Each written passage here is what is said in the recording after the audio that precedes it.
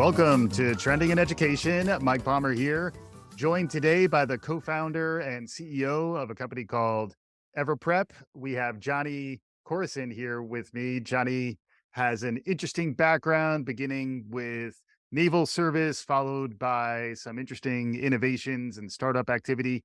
Rather than me talk about it, I want to hear you talk about it. Jonny, welcome to Trending in Education. Thank you. Thank you so much. It's great to be here. And I've loved your podcasts in the past. I hope I do justice to your previous co-hosts and guests. Yeah, I mean, imagine how I feel. I have to keep up with all of you guys. But we always begin, if you're a listener, you do know that we always begin when folks are first on the show, hearing your hero's tale, how you got to this point in your professional life.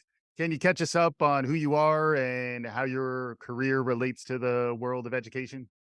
Yeah, absolutely. I am an accidental ed tech entrepreneur. I scratched my own itch like most people do in this space. Necessity is the mother of all invention. A bit of the origin story involves me being a career counselor to 1,000 Navy sailors who were in this kind of corpsmen, which are the medic category of the military.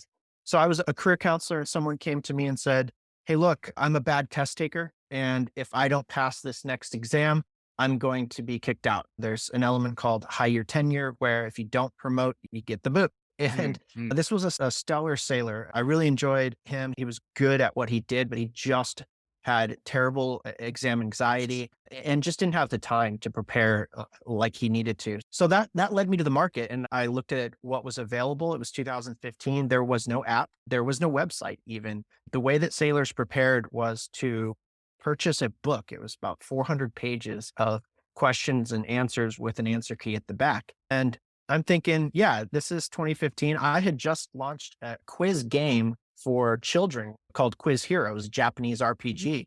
In my mind, I thought I'm going to repurpose this Quiz Hero and give it to this sailor. But what happened was that I found a person who had just launched an MVP product called Bluejacketeer. I met Alan and we just hit it off. So he's the yin to my yang. He really enjoys product and tech. I really enjoy the business and strategy. And that's where it all started. We built a product over the next 6 years. And yeah, as you know, we sold that to Kaplan. And then from there, the next iteration is the same co-founders, Everprep. Can you describe a little bit about what Everprep is? Yeah, absolutely. The genesis of Everprep was a conversation that Alan and I had. So he's the visionary. He had this vision for a suite of products. And what we had learned was that the technology infrastructure we built for Bluejacketeer was far too complicated to scale.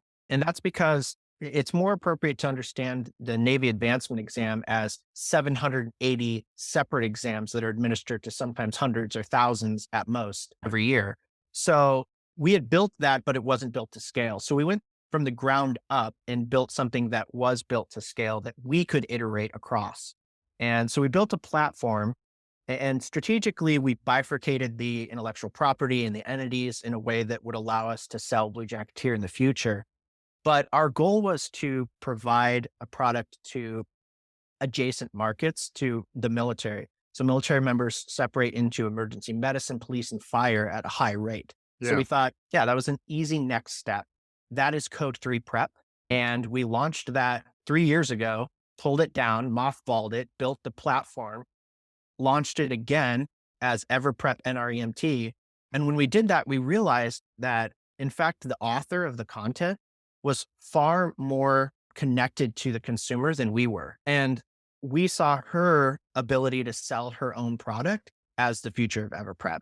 So we built truly a platform that anyone could use. And we're not the best ones to use it. So instead of going direct to consumer, we built a creator platform that allowed her to monetize and add Intercom as a customer service integration. And yeah, that's the origin of Everprep. So it's a test prep platform for providers who are both prepping on the content, but then also the test taking strategies. And I think our listeners know I spent many years within the Kaplan mothership, specifically in test prep. So that is an area that I do have some domain knowledge. We're going to have a lightning round later on. Jonny, can you describe your thoughts on just the broader test prep market? What has the market missed in terms of educational opportunities like what you have with Everprep? Yeah, that's a great question. And I'll defer the credit to Alan in this aspect as well, because he had built a product that the foundation of which was spaced repetition in multiple choice questions. Hmm. So spaced repetition is very popular in flashcard form for Hmm. like Duolingo, learning Yeah. languages. Brainscape uses it even. And for a long time, Andrew Cohen is a genius in the space. But we applied it in multiple choice questions because that was the format that the student or the adult learner would then take the exam, was Hmm. multiple choice questions. So we wanted to provide both an effective study and also a preparation for a 3-hour exam. Hmm. And to do that and provide practice exams, we saw it, I think, from a non-traditional perspective. And that's because we didn't go to the market and see what was available for students because they were just books for us. Yeah. So we came at it from a very different perspective. So that's the answer to your question, is what's different about what we do? We approach it from a very andragogical approach, an adult learner who needs a proving ground between knowledge acquisition and knowledge application. So this isn't truly a learning environment. They're not truly learning. What they're doing is they're applying what they've already learned, and they're doing it in a way that is bite sized, that is applicable to whatever their scenarios. It's self paced and personalized. They can, and I say they, adult learners can just pull up their phone, study 10 questions in line at Subway. It's not the same sit down, watch a 30-minute video, take a 10-minute quiz. Hmm. That's not the approach we took. Question banks first, practice exams, and video PDF as supplemental material is very much our differentiator in this space. Yeah. And then also, when people think about standardized tests, they frequently think about the big ones, the SAT, and even I just saw, we'll get into ChatGPT a little bit later, but it's basically taking all of the USMLE and bar exams, which is another whole dimension for us to talk about. But that's sort of the one side of the curve. And then when you look at the long tail of tests that are out there, one of the things that initially attracted me to the work that you're doing is you were talking about the sommelier exam. And That's this right. the idea that there is an extremely long tail when you get into the world of certifications and qualifications. The world of work is transforming really fast, and the cycle time is increasing in terms of the disruptions around jobs. But for pretty much all of the jobs that people aspire to, there is some kind of hurdle, there's some kind of expertise. It's frequently an exam. Can you talk about that too? Because it does seem like there is a long tail opportunity here in terms of your strategy, which is cover really anything that an individual might decide to prepare people for and let the market go where it needs to go. That's right. And that's what I think the next iteration of exam prep. So 2025, the next few $1 billion in this market is going to be created by creator educators. And that's because all of, especially these new exams that are generated maybe by industries, for instance, solar panel installer, it takes time for a large educational publisher to adopt that measure of quality content delivered as a product, and it can be done within a matter of days, sometimes at a creator educator level. So I really think that's the future of exam prep specifically, enabling those who are practitioners, educators, but also entrepreneurs. They are the ones in it. And so Bluejacketeer was for sailors by sailors. And with Everprep, every market can have for sommeliers by sommeliers, right? Yeah. Yeah. And to your point, I like to say I'm a nerd of the niche. And on Wednesdays, I post about niche exam prep products, niche exam prep spaces.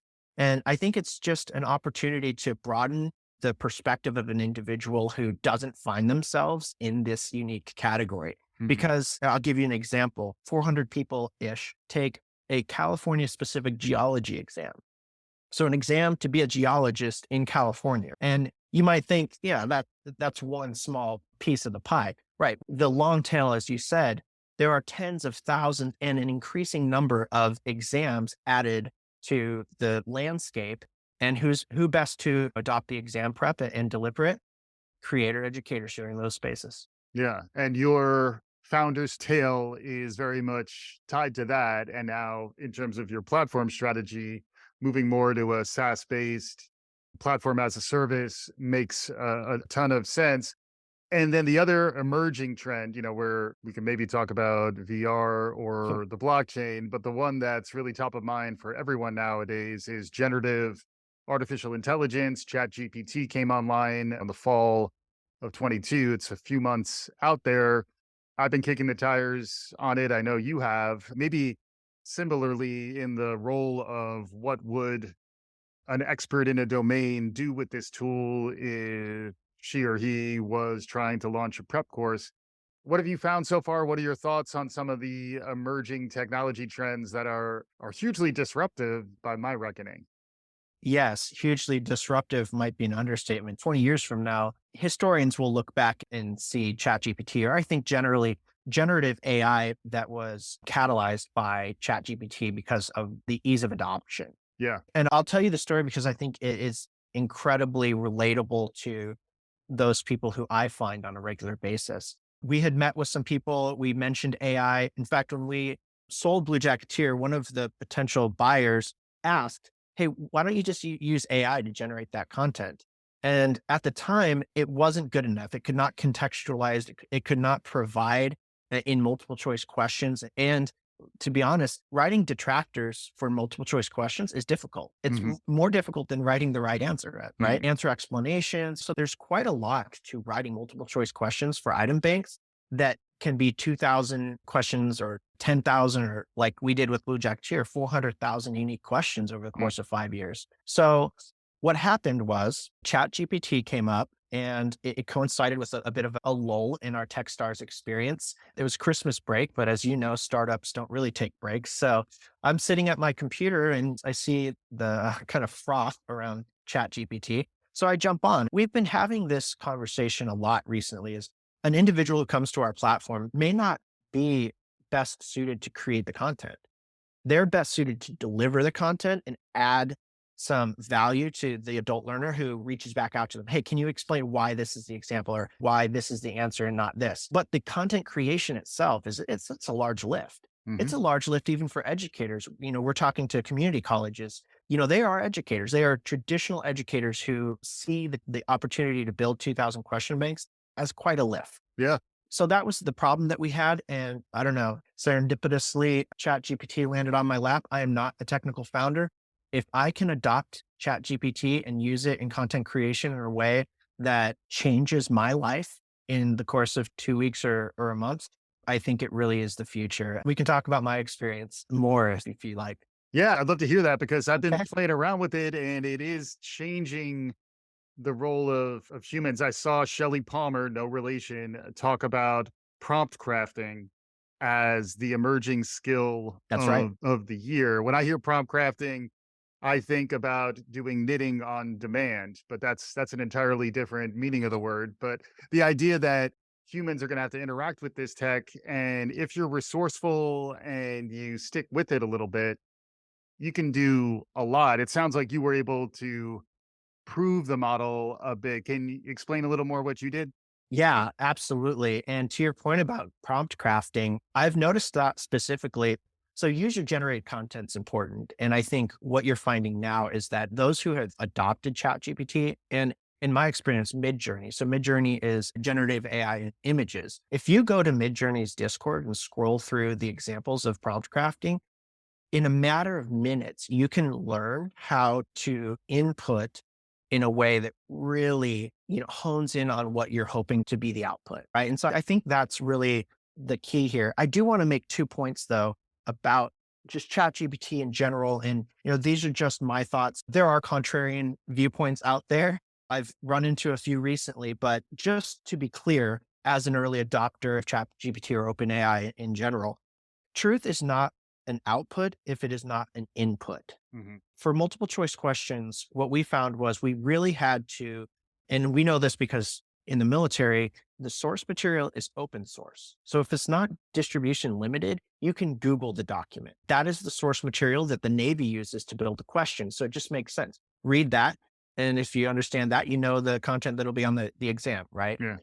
Just generally broadly, and this is, I think, what happened in multiple choice question using generative AI before ChatGPT, training the model to only pull from from truth, from facts Mhm. that are current. Because if you don't say current, then for instance, if you're building a real estate exam for Colorado, if Adams County tax code changes, right? ChatGPT currently doesn't distinguish between what was and what is. So I learned that fairly quickly in my initial test. But so here's what I did.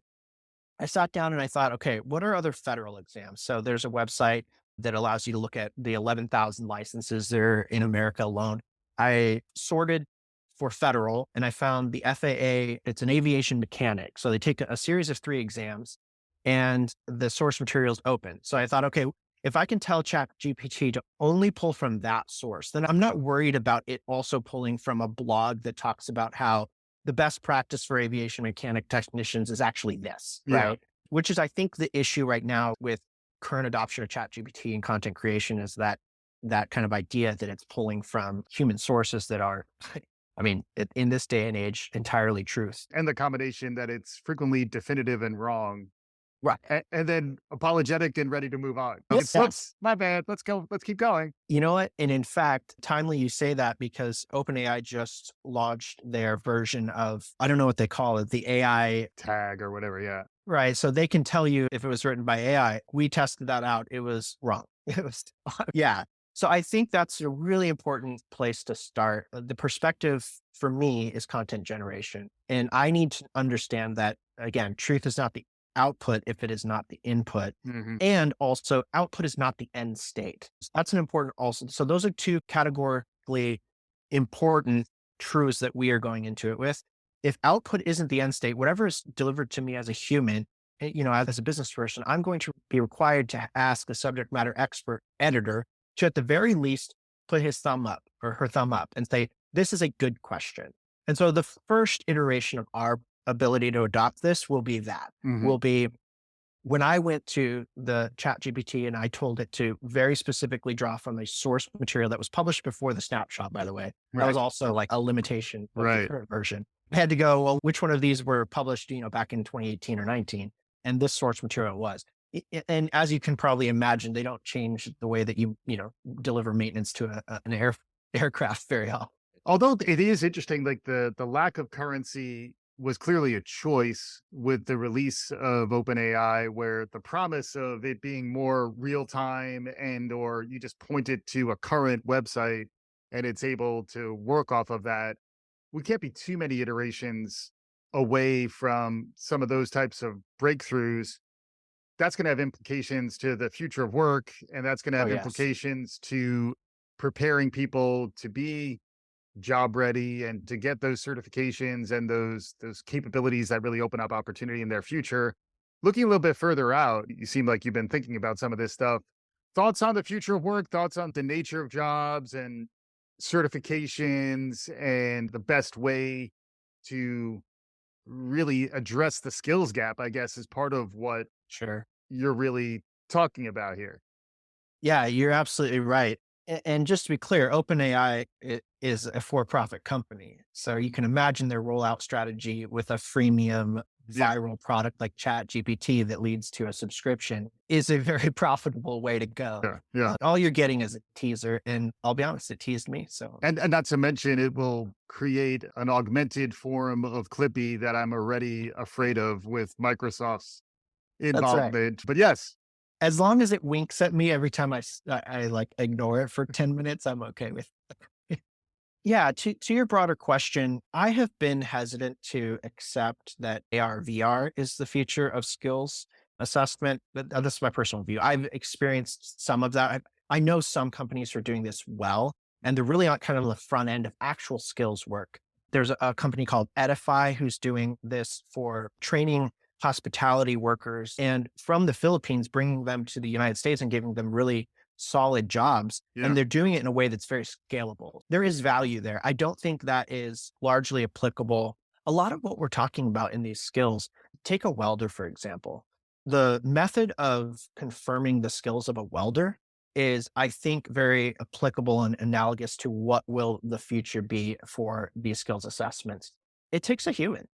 It takes a person, a subjective and an objective. So there has to be, I understand this, but there also has to be, I can apply this in a real world setting. Mhm. I think that's the future. I think once education adopts kind of a competency based approach to a lot of forms of career pathways and talent pipelines, I think then you will see industry adopting that type of skills assessment in the talent acquisition. So it'll be an expectation that eventually hiring involves an assessment, but also includes a human or an apprenticeship or an internship to qualify that the education does have value in a real world setting in the context that they need that Mhm. individual. Yeah, it makes sense. It also reminds me of adaptive testing and personalization. As someone who's gotten under the hood on these tests in order to prepare folks for them, that's something that's been out there already Right. for 10, 15, 20 years. There have been these personalization adaptive tests, thinking about how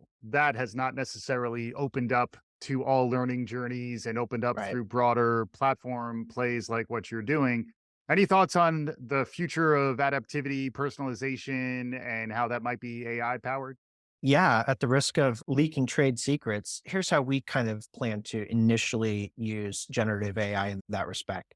You can build question sets based on cognitive level. So I can ask ChatGPT to generate questions at an eighth grade cognitive level or a 12th grader, high schooler. And then the exam itself can't tell you what cognitive level it is. It's probably higher than an eighth grader. Yeah. So what we plan to do is eventually not just build a base set of questions that our creators can come on and plug and play and drag and drop and deliver to their students, but also essentially three versions of the same question that derive the same response or answer or ask the same question and delivered to a student when we know, when Everprep knows that a student is not understanding this concept or this. Let's start just with a subtopic.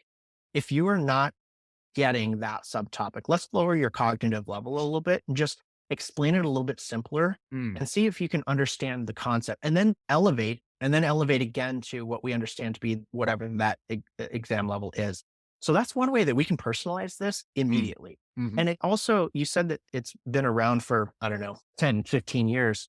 We use spaced repetition as an algorithm. In fact, the product officer who came on to build the product itself came from the Allen Institute of AI.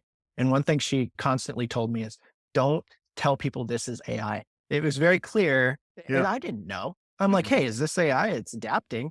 No, no, Yeah. no. It's algorithmic. Yeah. It seems very personalized, but it's only algorithmic, right? Mhm. I think the future of this space is that individuals, content generation will happen while the individual learns. And you can imagine you can imagine a classroom full of 10th graders. Everybody's at a different level. Everyone's producing a different type of output, but the education that they're being provided by generative AI is very individual Yeah. and it's textualized. And here's another fun thing, Michael, again, trade secrets. We've been talking to a lot of people about the nurse space and how it's difficult for ESL. It's difficult for those who don't speak English as their first language Yeah. to get the concept initially. They can apply that once they have the knowledge, they can apply that.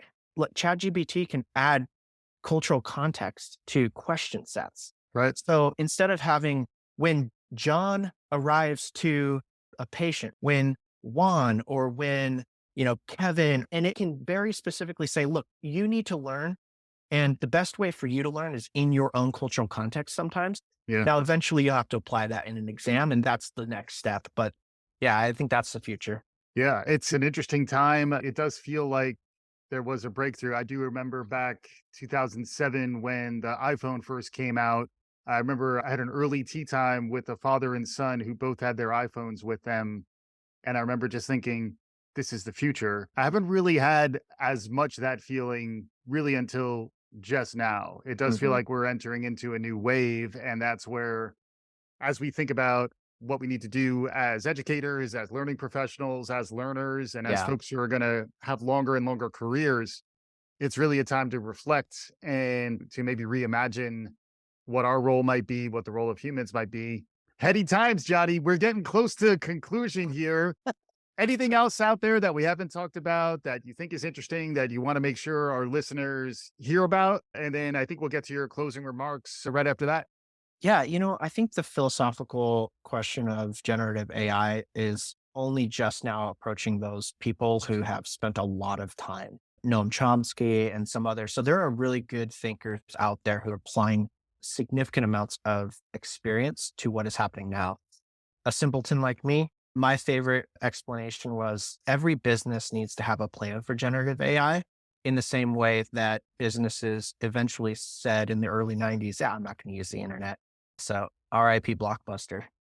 Exactly. You want to be on the right side of history. Yeah, Wonderful conversation. The name of the company is Everprep. The that's right. website is everprep.com. That's right. Delightful.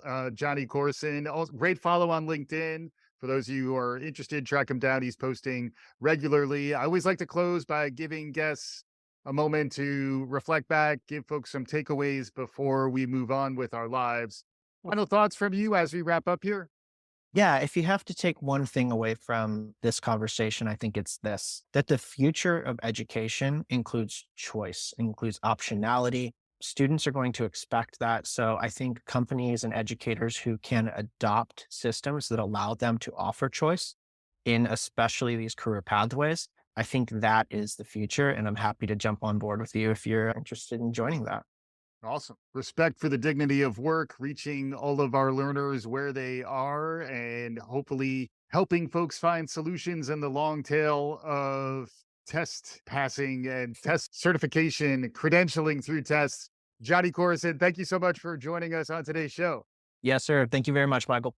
Awesome. Hopefully, our listeners enjoyed what you heard. If you did, please subscribe, write us a review, do all the good things. We'll be back again soon. This is Trending in Education.